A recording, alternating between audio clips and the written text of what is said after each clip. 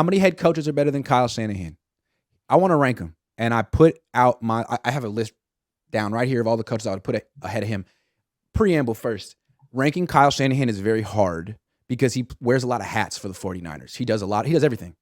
But we're ranking head coaches. I want to make that clear. So as a coordinator, I think he would rank clearly, offensive coordinator, I think he would rank clearly top 5. You could argue he's number 2 behind Andy Reid, right? You could argue he's number 2. He's been the coordinator of the year. He's very clever. As a coordinator, very, very high.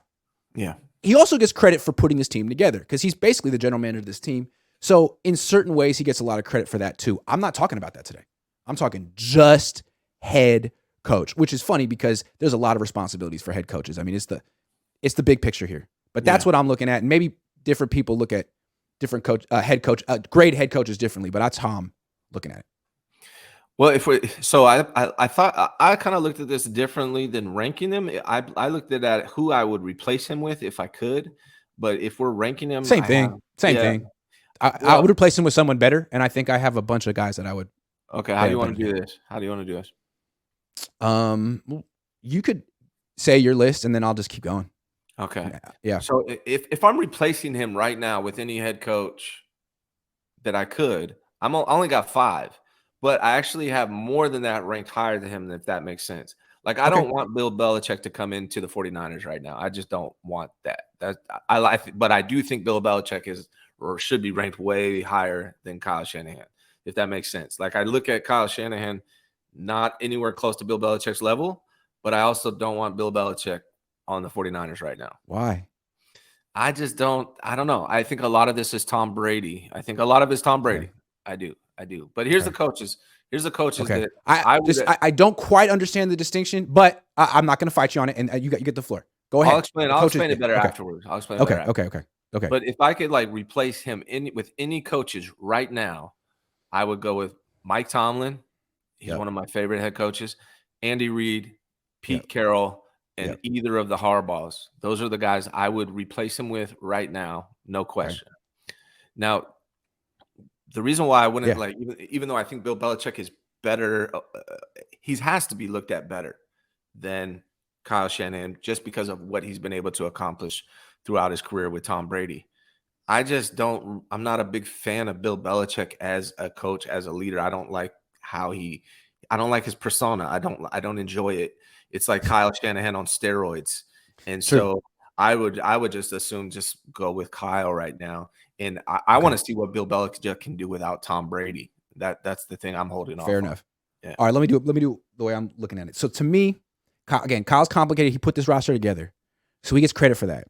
But I'm taking that away. I'm separating that. Since 2019, the Niners have had arguably the best team in the league, and they have not won a Super Bowl in that 4-year span. They've had some excuses, but I think a lot of coaches would have won a Super Bowl with this roster the last 4 years. A lot of them. And that's why I think Kyle's kind of an average head coach. Like, before I start listing names, the year that Kyle should have won a Super Bowl in my mind, I was thinking about it this morning. 2019, they lose to the Chiefs. Somewhat understandable considering the Chiefs were better than them. The Niners were great, but the Chiefs were better. They had Patrick Mahomes. Next year, they have a bunch of injuries. 2021, they lose in the NFC Championship game to the Rams. They were better than the Rams that year. They beat the Rams 6 in a row. They beat them twice in the regular season. They beat them week 18 in LA. You lost to the Rams in the NFC Championship game 20-17. Your defense showed up. Everyone blames Tart for losing that game. It wasn't Tart's fault. The offense scored 17 points against the Rams. You should have won the Super Bowl that year. You had the best player in the league. You didn't give him any touches in the last 13 minutes of that game. Then the Rams go on and beat the Bengals in the Super Bowl 23-20. Like, that's a weak champion. The Niners had beaten both of those teams in the regular season. I'm thinking a lot of other coaches could have won the Super Bowl with the Niners in 2021. You lost to the Rams. McVay should not have a ring. Kyle should have a ring, but he blew it. That was the one. And losing to the Eagles, I thought the Eagles were better than them, but the Niners were better than the Rams in 2021. You freaking blew it. So I'm hard on Kyle as a head coach. I think he's average. I think he's an excellent offensive coordinator. I think he does a lot of good things as a personnel guy too. But as a head coach, Bill Belichick would have won a Super Bowl with this team in the last 4 years. Pete Carroll would have. Andy Reid would have. Sean Payton would have. Sean McVay would have. Mike Tomlin would have. John Harbaugh would have. Doug Peterson would have. Brian Daboll would have. Nick Sirianni, Zach Taylor, Mike freaking McCarthy would have. And I'm starting to think Dan Campbell would have as well. And I'm interested about Shane Steichen. He hasn't done a damn thing yet. But like, I'll go slow. Like, look what Dan Campbell has done with Jared Goff. Resurrected his career, keeps him healthy. I mean, that guy went from 3 wins to 9 wins. That guy could be in the Super Bowl this year. I mean, that team is nice. Mike McCarthy, yeah, he's a joke, but he also coexisted with Aaron Rodgers for like 10 years. Could Kyle do that? He actually like won a Super Bowl one time with a loaded roster. Kyle's had a loaded roster for 4 years. Hasn't gotten it done. Do you think he could have? Do you think these coaches you said could win the Super Bowl, that they could have done that with Jimmy Garoppolo though?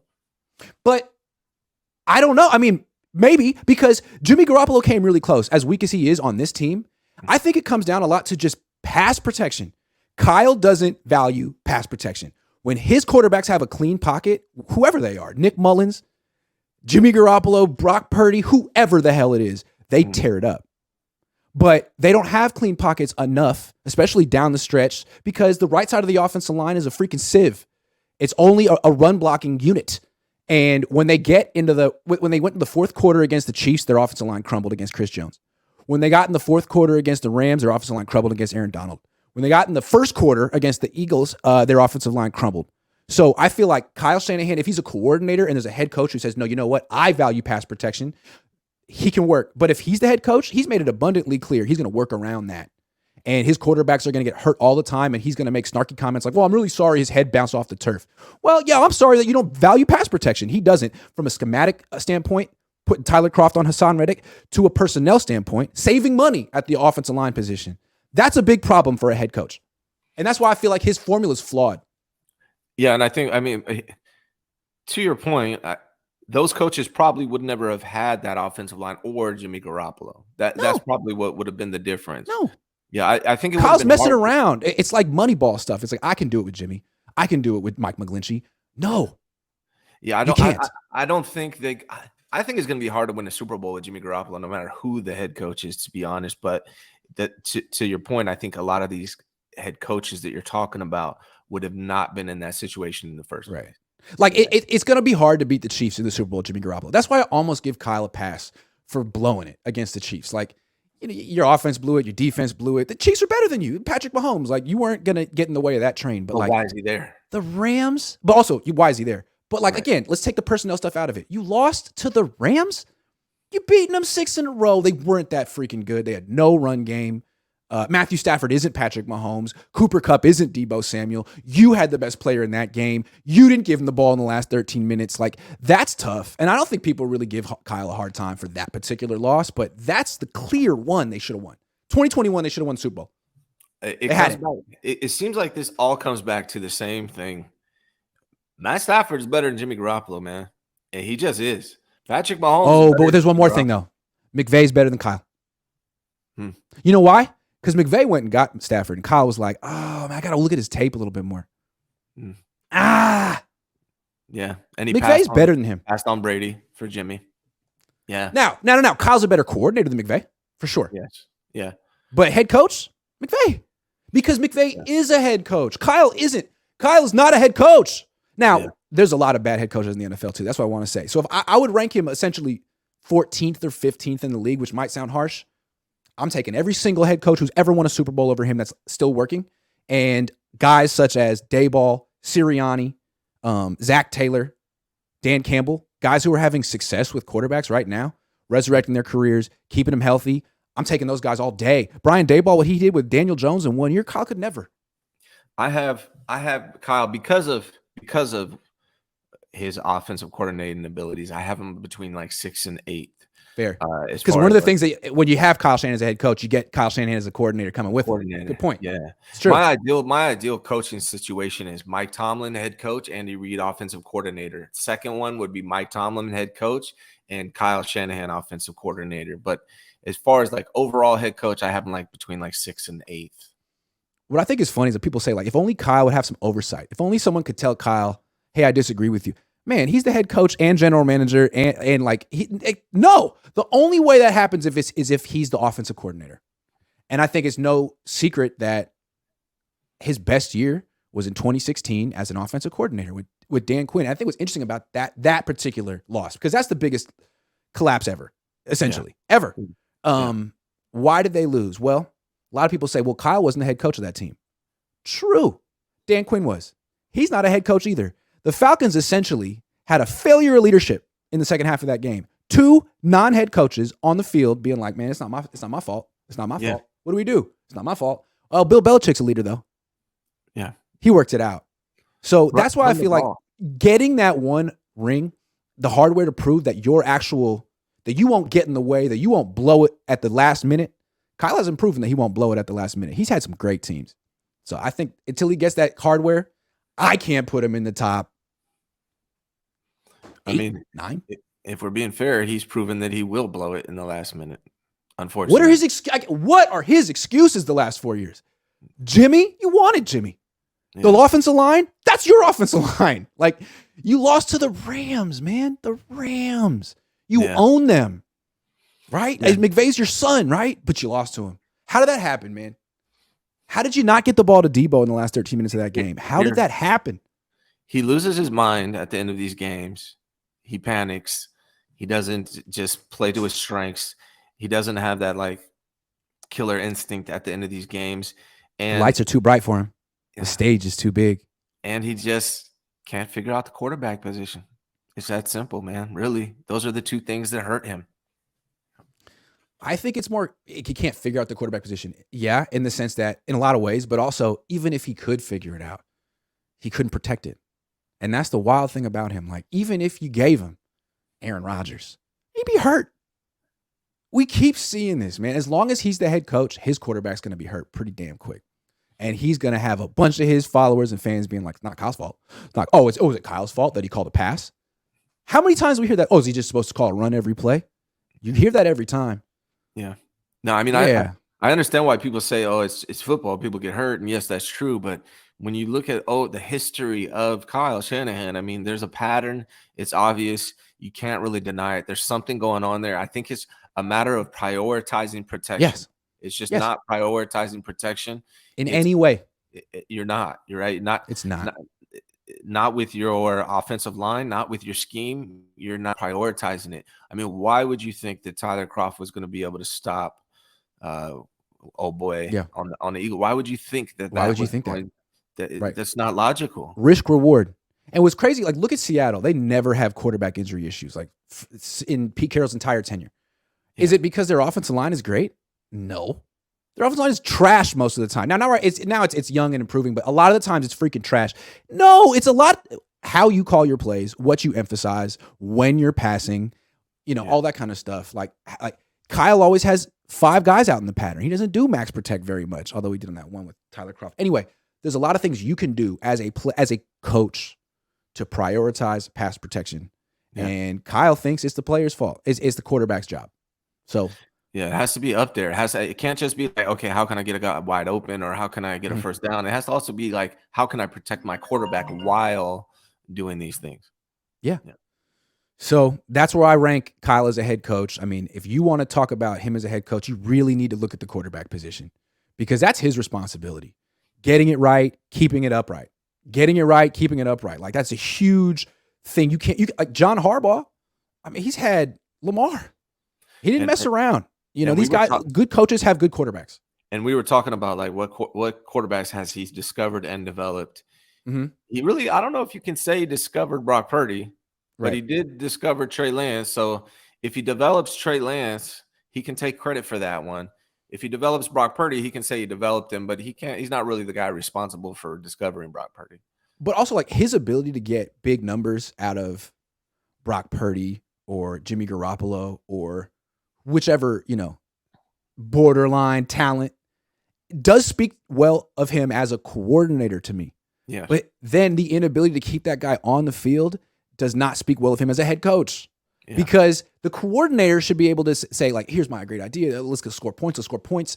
And the head coach says, no, that's risky. I don't like the risk. I don't like the matchup on that. The coach is the one who's like, but Kyle's a coordinator. I like it. That's why he's complicated. I mean, and people, they want to talk about, like, what it's not his fault, but there is a video of Kyle Shanahan admitting that when you run a quarterback through the middle, it's extremely dangerous and you're going to get him killed. And then he Literally. went on to do that with Trey Lance, and that's exactly what happened. So why'd you call that? Yeah, exactly. And again, like Kyle has a stacked team, and he put it together. He gets credit for it, but let's not act like since 2019 he hasn't had Nick Bosa on a rookie contract the whole time. Yeah.